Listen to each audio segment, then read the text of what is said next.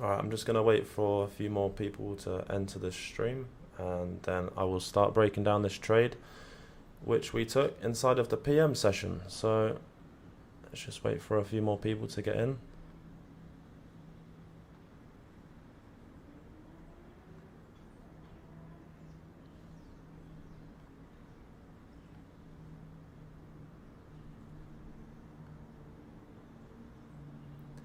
Everyone let me know how the audio is doing as well, just to double check I'm not speaking to a brick wall.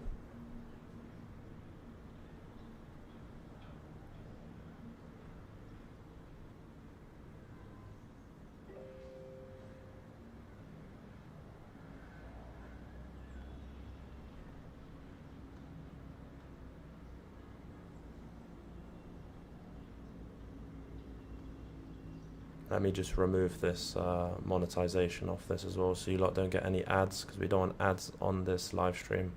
Okay, so we got a few people in it. Of course, a lot of people don't trade the PM session, and a few people don't trade Fridays. I personally trade every single day of the week. I monitor price and look for clean setups, whether we get it or not.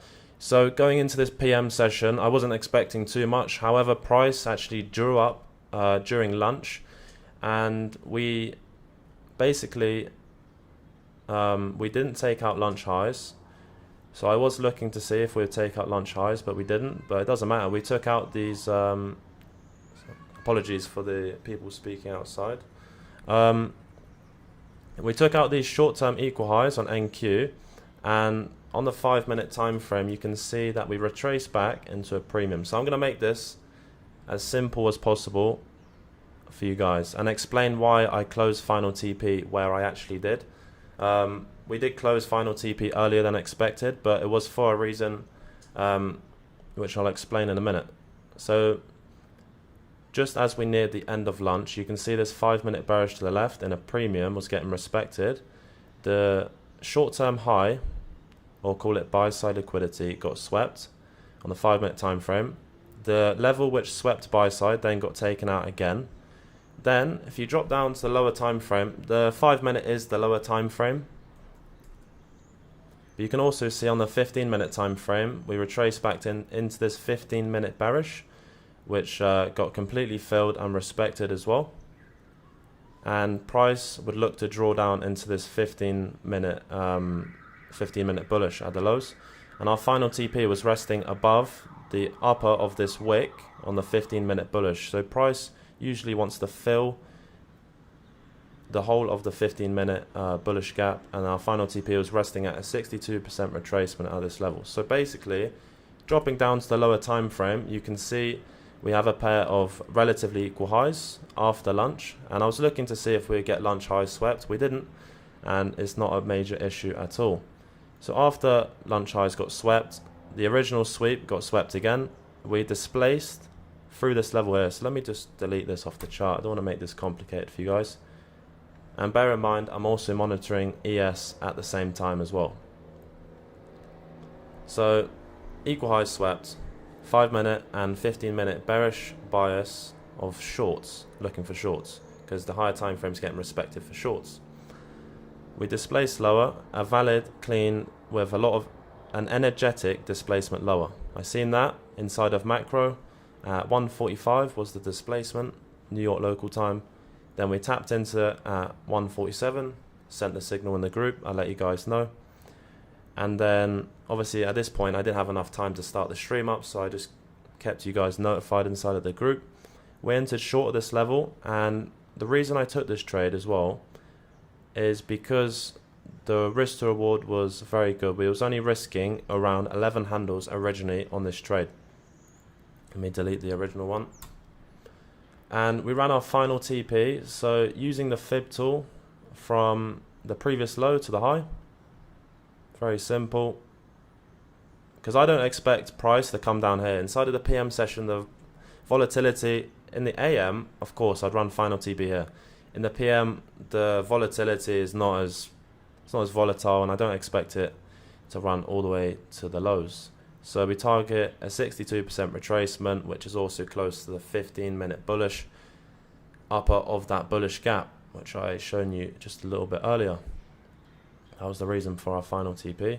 So we entered short as price was algorithmically respecting the order block here, and then it respected, let me delete this, it respected, came up to the 50% of the order block, then it got respected again, then I knew first TP was going to get hit, and that was the reason why I told you guys to then, one sec, we moved our stops to this short-term high at this point here. So when this order block here, this up close green candle got respected like this, then I knew first TP was already going to get hit because it's a completely algorithmic trade.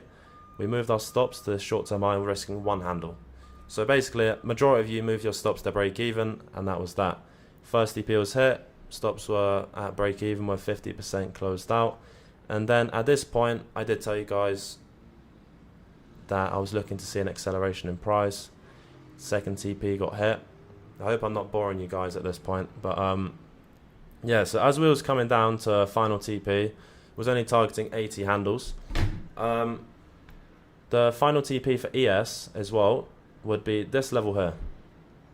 So I'll mark this out for you guys quickly. So the final TP was this level here, and ES originally actually took this level when NQ was here, and I actually did think at one point that NQ would continue and take it out, but it didn't. So when price retraced and then actually inversed this bullish gap, at this point here, ES then took that short-term low. And when ES took that short-term low, that was when we closed out of the final TP. Why? Because short-term low, lower low, low, and higher high. That's a bullish SMT for NQ. Therefore, we closed out fully, anticipating that the probability of price coming to final TP or closing out around 10 handles above final TP is really not going to affect us at all. That's the reason we closed out early, because of possible bullish SMT and price retracing to take out these short-term, I can't even speak, these short-term relative equal highs where people's stops will be resting, or stops at break even wherever people's stops are. If anyone's got any questions, then drop it inside of the live chat. I would love to answer a few questions quickly before we end the stream here. If you want to see a full YouTube video like Sunday breakdown, then of course Wednesday next week I'm hopping on the first podcast for ICT Fanatic ever, so there will be a podcast coming out shortly.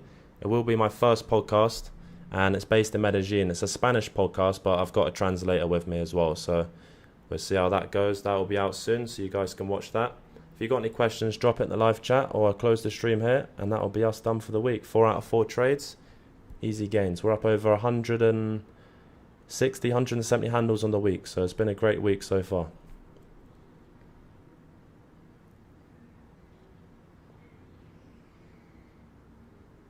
And also someone asked how much I made on this trade, so of course it's definitely over a 30k day, 25 to 30k plus on the day, and I'll put that into the chat for you guys shortly.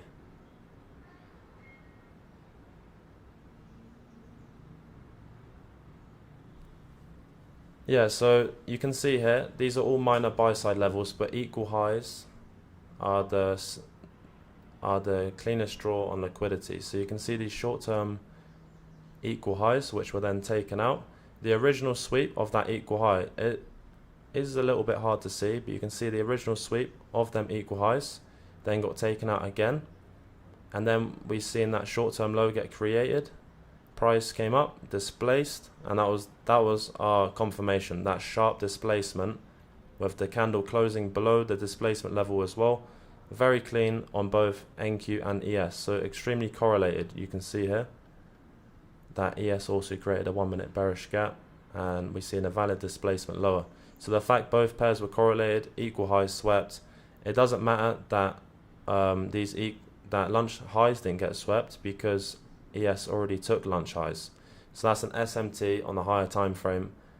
I mean, the setups don't really get much cleaner than that, to be honest. That is an extremely textbook algorithmic trade, and I will do a breakdown of this trade on Sunday for you guys, and I have a meeting to attend to in about an hour and a half, so I'm gonna head off. Enjoy the rest of your weekend, and I will speak to you Monday inside of the live stream.